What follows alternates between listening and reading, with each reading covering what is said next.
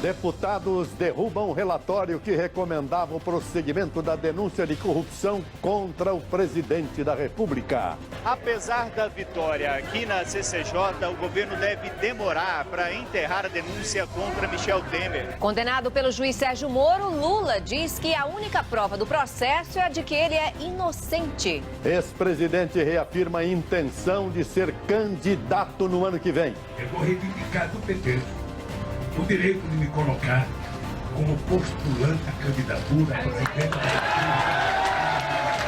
Torcedor do Palmeiras é assassinado a facadas em briga com corintianos. Testemunha grava crime da janela de prédio.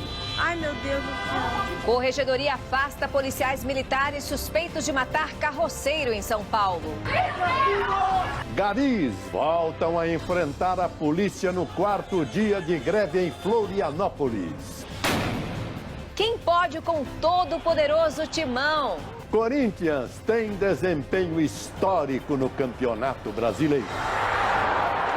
Os avós que se desdobram para cuidar e paparicar os netos nas férias escolares. Levo o pãozinho na cama, levo o leitinho antes de dormir.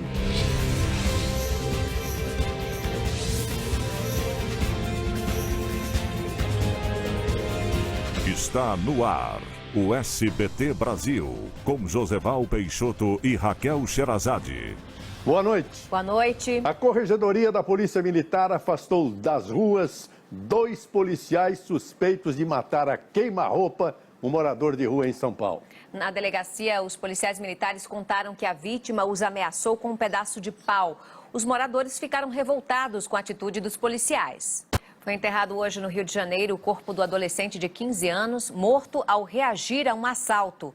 Os episódios de violência cada vez mais frequentes na cidade já provocam mudanças na vida dos cariocas. Alguns chegam a mudar de endereço para fugir da criminalidade. E veja daqui a pouco, presidente Michel Temer sanciona o texto da reforma trabalhista. 5 pessoas morrem em assalto praticado por brasileiros em joalheria na Bolívia. A gente volta já já.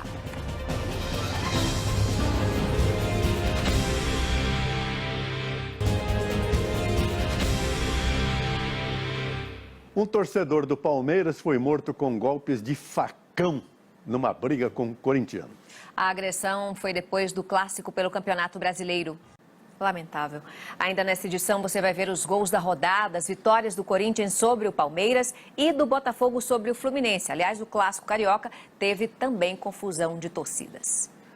Uma idosa de 73 anos morreu ao ser transferida de táxi de um hospital público em Charqueadas, interior gaúcho. Na unidade, não havia ambulância nem médicos para socorrer a vítima, que teve crise respiratória. E vamos a outras notícias pelo Brasil. 5 pessoas morreram em um assalto a uma joalheria em Santa Cruz de la Sierra, na Bolívia. O roubo foi cometido por bandidos brasileiros. A Câmara dos Vereadores de Florianópolis aprovou hoje o projeto de lei que transforma em autarquia a companhia responsável pela coleta de lixo. Os trabalhadores temem demissões. O desembargador Ney Belo, do Tribunal Regional Federal da Primeira Região, determinou que o ex-ministro Gedel Vieira Lima deixe a prisão mesmo sem tornozeleira eletrônica. O desembargador deu 48 horas para a Polícia Federal colocar o equipamento na Bahia, onde o ex-ministro deve cumprir prisão domiciliar.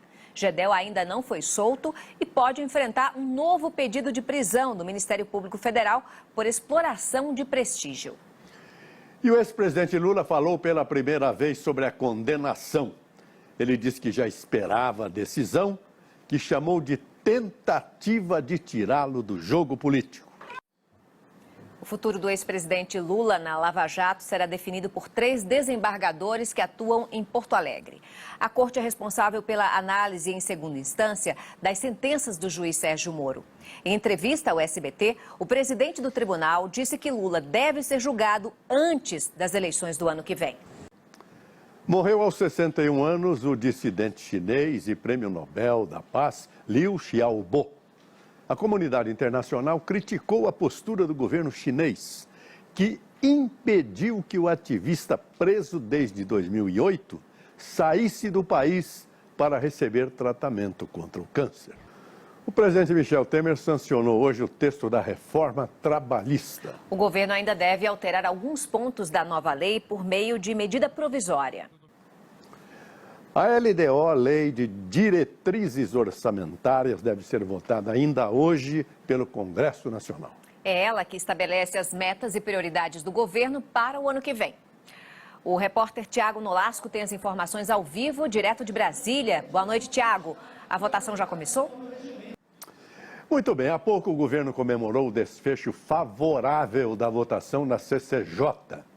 Por meio do porta-voz da Presidência da República, o presidente Michel Temer disse que recebeu a notícia com tranquilidade de quem confia nas instituições brasileiras. E que a vitória é da democracia e do direito. Voltamos ao vivo a Brasília, agora com Kennedy Alencar. Boa noite, Kennedy. Qual é o significado da vitória do presidente Michel Temer na Comissão de Constituição e Justiça? Obrigada, Kennedy. Em viagem a Paris, Donald Trump defendeu publicamente pela primeira vez o filho mais velho no escândalo envolvendo a Rússia. O presidente americano está na França a convite do presidente Emmanuel Macron. Em instantes, vacinas experimentais são a nova esperança para proteger os fetos do Zika vírus. Os avós que fazem de tudo para receber e paparicar os netos durante as férias escolares. Você vai ver já já.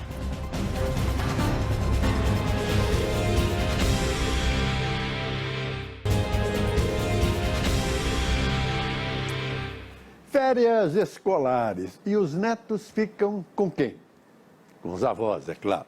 Joseval, mas hoje em dia os avós também trabalham.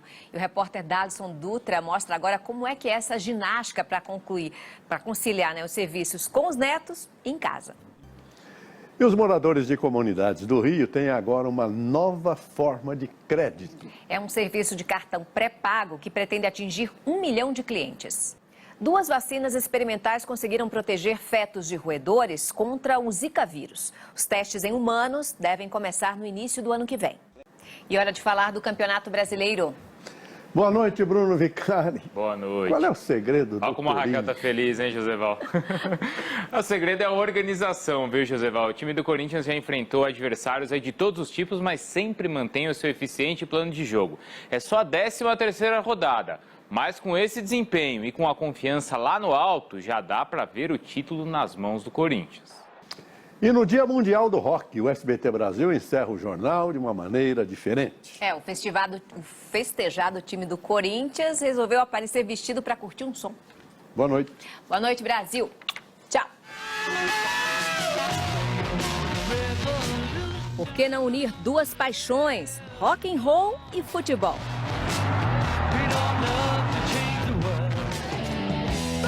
Para comemorar este 13 de julho, o atacante Jô vestiu uma camiseta em homenagem ao Iron Maiden.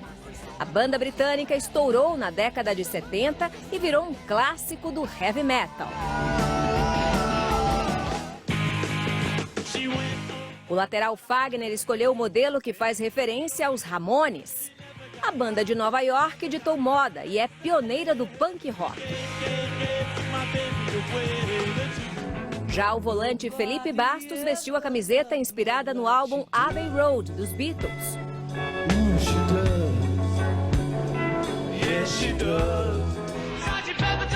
No Twitter, o clube ainda brincou. Fez uma montagem com jogadores, ex-jogadores e corintianos famosos na capa do clássico Sgt. Pepper's Lonely Hearts Club Band.